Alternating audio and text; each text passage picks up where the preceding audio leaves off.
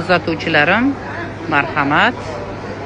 Meva tashdagi mevalarni sizlarni bir tanishtirib ko'rsating. Asallarim, behalarni ko'ryapsizlarmi asalligini? Malinalar, star fruitlar, shaftoli, o'ruklar, xullas, sizlar uchun yoz mavsumi tashkil qilingan zo'r asallarim. Gap bo'lishi mumkin emas. Hamma narsa topsa bo'ladi. Hamma narsani mehrda, oqibatda hamma narsani Allohdan so'rasak, hamma narsani berguvchi Alloh.